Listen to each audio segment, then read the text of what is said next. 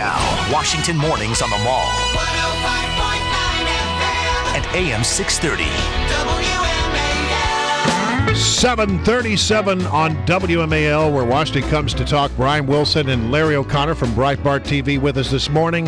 On the line, we are pleased to be joined by Stuart Varney from your Fox Business Network. And boy, couldn't have a better day to have good news, or often bad news, Stu, on the line. Because yesterday, I guess you were the deliverer of bad news, because the Dow went absolutely in the tank. What's going on? Went down 300 points, to be precise, Brian. Here's what's going on. It looks to me like there will be a fiscal cliff deal, but that deal will include tax increases on the so-called wealthy, in fact, a raft of tax increases on all kinds of people, and I also think that there will be spending cuts, but they will be delayed way down the road.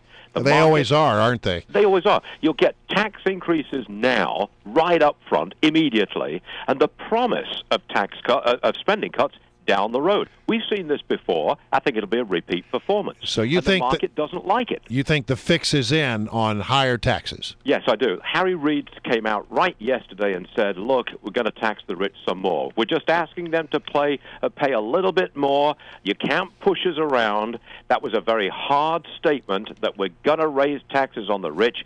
Boehner, by contrast, I thought was a little softer on that issue.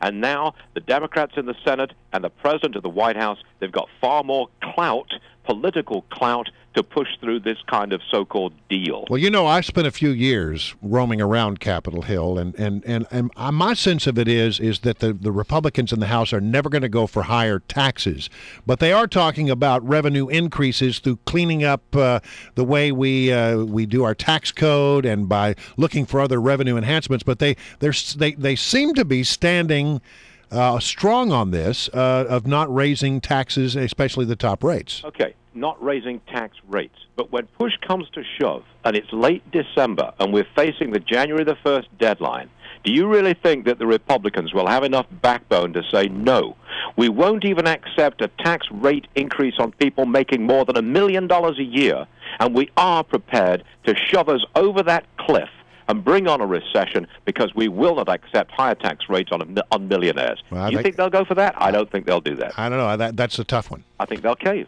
So, Stuart Varney, was it in fact appropriate for you on your show on Fox Business Network yesterday to dance up and down and chant, "I told you so, I told you so"?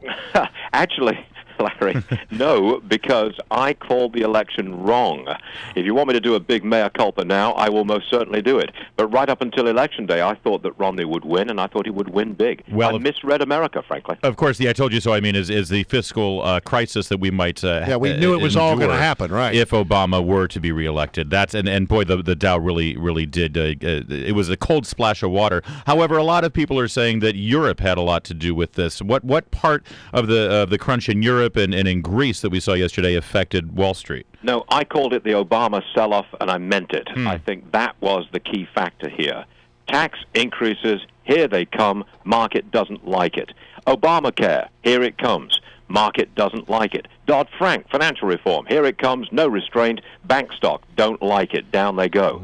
Yes, there were developments in Europe, but hey, we've had developments in Europe for 2 years. We know the place is falling to pieces, so the news that maybe Germany is a little worse off because of this crisis in Europe, that is not a big deal for American investors, in my opinion. I called it the Obama sell-off. I'm sticking with it. So, Stuart, the Dow is crashing, the fiscal cliff is looming, and we've got a crisis in Europe. You gotta really feel sorry for the president. He's inheriting a mess. My heart bleeds. Yes. You got to feel bad for a guy who's inheriting a mess. He's gonna have to blame his predecessor. What he is his predecessor. But sarcasm, Larry, is a low form of wit. Let me introduce that expression.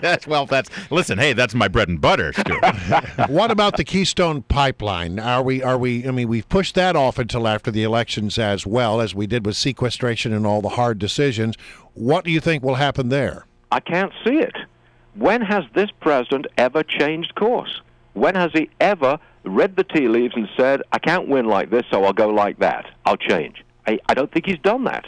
I don't think he's likely to change course on the Keystone Pipeline. What if it were part of a grand compromise? Well, that implies that the other side, the Republicans, have some clout in the deal, and I suppose they do. Well, they do, because you can't get it passed without the House. Yeah, and if the president claims a mandate for being reelected, the House can claim a mandate for being reelected as well. I just see the Republicans in a weaker position after this election than the Democrats and the White House. And I think that will show up in the form of a deal which we get on a variety of issues. You may be right, Brian, Larry. You may be right. Maybe we will go ahead with the Keystone Pipeline, but it's not going to be next year, is it? No. They'll delay this thing as long as they possibly can. Like spending cuts. Delay them, delay them. Promise, promise, promise, but delay them. Pipeline, pipeline, pipeline, but please delay it. I can see it coming.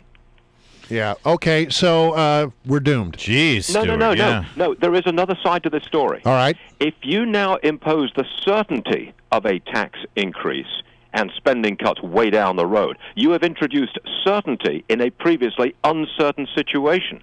That will have a positive impact on the economy, like it or not. Whether you like tax increases and spending cuts down the road or not, doesn't matter. You have introduced certainty. And there's something to be said for certainty if you're planning business decisions. So which industries do you think are going to most benefit from this certainty, even if the certainty is not an incredibly positive certainty? Actually, it will be small business. I wouldn't pick a particular industry because I just haven't worked that out yet, but small business generally will like the certainty of a tax situation which they know is coming down the pike and a spending situation which they know is coming at them. I think it'll be small business which does best out of this, unfortunately, bad deal. Always a pleasure to have Stuart Varney, who is, by the way, the host of Varney Company on the Fox Business Network, heard weekdays every morning at 9:20. Stuart, thank you. Thanks very much, guys. Talk to you